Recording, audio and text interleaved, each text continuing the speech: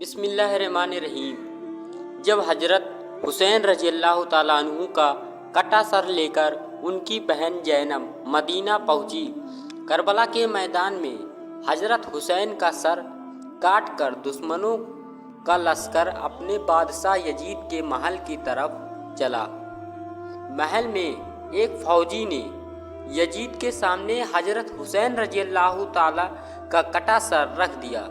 حضرت حسین کا کٹا سر دیکھ کر یزید بہت خوش ہوا اور پھر اس نے اپنے ہاتھ میں ایک چھڑی لے کر حضرت حسین کے سر پر ماری اور کہنے لگا کہ اے لوگو، دیکھ لو، جو بھی میری مخالفت کرے گا اس کی یہی انجام ہوگا۔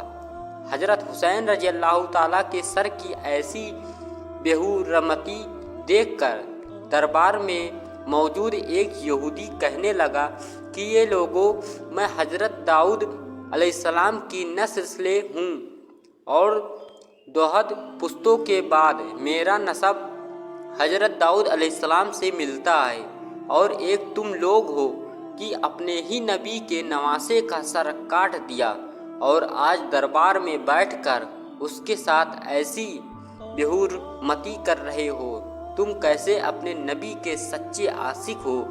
حضرت حسین رضی اللہ تعالیٰ کی بہن حضرت زینب اپنے بھتیجے امام زین العابدین کو پکڑ کر روئے جا رہی تھی اور اپنے بھائی حضرت حسین کے کٹے سر کی بے حرمتی دیکھ کر اللہ سے فریاد کر رہی تھی کہ تبھی یزید نے حضرت زین العابدین سے کہا کہ تم نے دیکھ لیا نا کہ تیرے باپ نے میری مخالفت کی تو اللہ نے اس کا کیسا انجام کیا۔ اس پر حضرت زین العابدین نے قرآن کی ایک آیت پڑھ کر جواب دیا کہ اے یزید، دنیا میں جو کچھ بھی ہوتا ہے سب میرے اللہ کے حکم سے ہوتا ہے۔ تو یزید نے جواب دیا کہ یہ سب کچھ تم لوگوں کی ہی کرتوتوں کی وجہ سے ہوا ہے۔ اور پھر یزید نے حضرت زینب کے ہاتھ میں ان کی بھائی حضرت حسین کا سر رکھتے ہوئے کہا کہ اب تم لوگ عزت کے ساتھ اپنے گھر مدینہ جا سکتے ہو۔ اور پھر حضرت زینب روتی ہوئی اپنے گھر والوں کے ساتھ مدینہ کی طرف چل پڑی۔ حضرت زینب سارے راستہ بھر اپنے بھائی حضرت حسین کا کٹا سر دیکھ روتی جا رہی تھی۔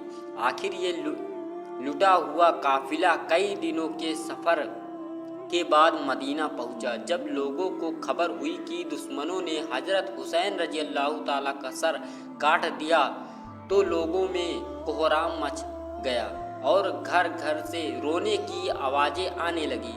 سارے مدینہ کے لوگ سمٹ کر حضرت زینب کے پاس پہنچے۔ حضرت زینب بہت خاموش تھی، کسی سے بات نہیں کر رہی تھی۔ حضرت حسین کا کٹا سر ان کے ہاتھوں میں تھا اور آنکھوں سے آنسو جاری تھے۔ اچانک حضرت زینب اپنے بھائی حسین کا کٹا سر لے کر اپنے نانا حضور صلی اللہ علیہ وسلم کی قبر کی طرف چل پڑی۔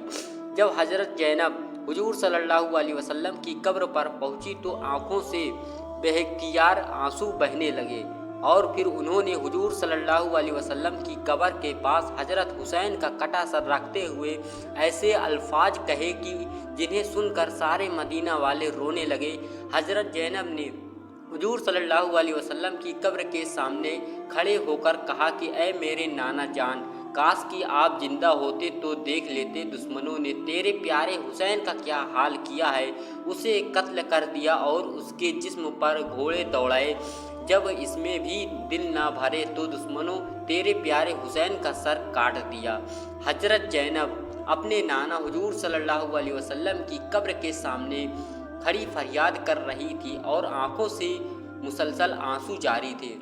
مدینہ والے بھی سب پیچھے کھڑے حضرت زینب کی دکھ بھری فریاد سن کر رو رہے تھے۔ آخر شام ہوتے ہوتے حضرت حسین کا کٹا سر ان کی امی حضرت فاطمہ رضی اللہ تعالیٰ کی قبر کے بغل میں دفن کر دیا گیا۔ جن لوگوں نے حضرت حسین رضی اللہ تعالیٰ کو اس بے دردی کے ساتھ قتل کیا تھا تو اللہ نے ان سبھی لوگوں کو اسی دنیا میں سزا دی۔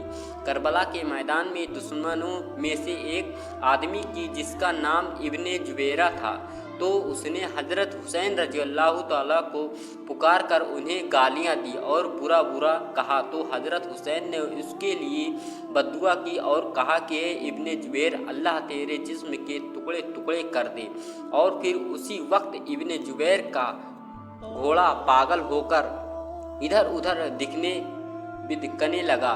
घोड़े के बिकने के वजह से इब्ने जुबैर का पैर फिसला और वो घोड़े से नीचे गिर पड़ा, लेकिन उसकी एक टांग घोड़े में बंधी जीन में फंस गई और फिर वो पागल घोड़ा उसे घसीटते हुए पत्थरों के ऊपर दौड़ने लगा। वो घोड़ा इब्ने जुबैर को घसीटता हुआ इतनी तेज दौड़ रहा था कि पत्थरों की चोट से इब्ने जुबैर का जिस्म कट कट कर गिरने लगा और आखिर उसका सारा जिस्म कट कर खत्म हो गया। सिर्फ उसकी वो टांग बची कि जो उस घोड़े की जीन में फंस गई थी।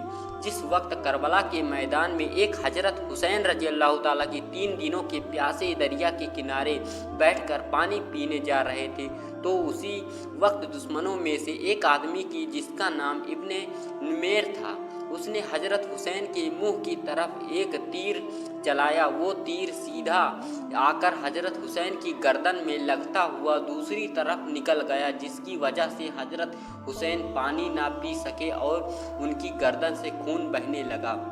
तो हजरत हुसैन रजी अल्लाह ताला ने इब्ने नुमैर से कहा कि ए जालिम, जिसने तूने मुझे पानी नहीं पीने दिया, ऐसी ही अल्लाह तुझे हमेशा प्यासा रखे।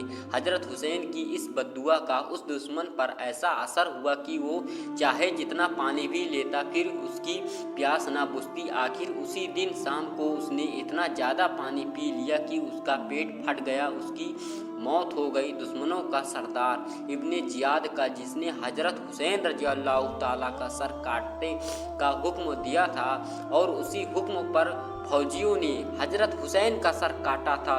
तो इब्ने जियाद का नौकर बयान करता है कि जब इब्ने जियाद हजरत हुसैन का सर काट कर शाम को अपने महल पहुंचा तो मैं भी उसके साथ था।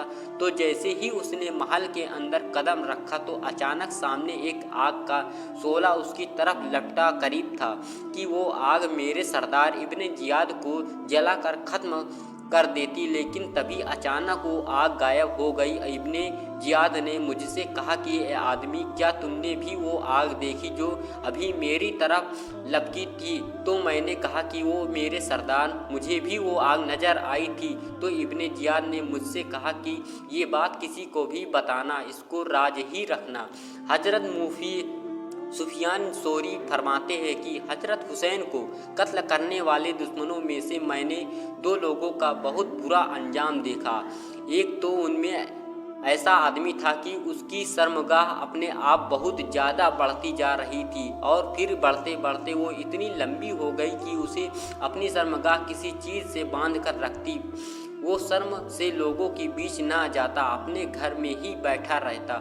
और दूसरे आदमी का अंजाम मैंने ऐसा देखा कि उसे इतनी ज़्यादा प्यास लगती थी कि वो चाहे सारे दरिया का पानी पी लेता फिर भी उसकी प्यास ना बुझती। आखिर एक दिन उसने इतना ज़्यादा पानी पी लिया कि उसका पेट ही फट गया और उसकी मौत हो गई। हजरत अबू कबील फरमाते हैं कि करबला के मैदान में दोपहर के वक्त हजरत हुसैन को शहीद किया गया। तो जिस वक्त हजरत हुसैन को शहीद किया गया तो अचानक सूरज ग्रहण होने लगा और फिर सूरज छिपते छिपते इतना ज़्यादा छिप गया कि दोपहर के वक्त रात की तरह अंधेरा हो गया और आसमान में तारे नज़र आने लगे और हमें ऐसा लगने लगा कि शायद क़यामत आ गई है। इमाम जोहरी फरमाते हैं कि जिस दिन हजरत हुसैन को शहीद किया गया तो उस दिन बैतुल मुक़द्दिस में जो भी कंकरी था, पत्थर उठाया जाता तो उसके नीचे ताज़ा खून मिलता था और फिर भी 3 दिन तक आसमान ऐसा लाल पड़ गया, हमें डर लगने लगा कि शायद अब क़यामत कायम हो जाएगी। प्यारे दोस्तों, अगर वाक़या इंशाअल्लाह हज़रत हुसैन के बड़े भाई हज़रत हसन रज़ी अल्लाह ताला के बारे में होगा कि उनकी बीवी ने कैसे उनको जहर देकर धोखे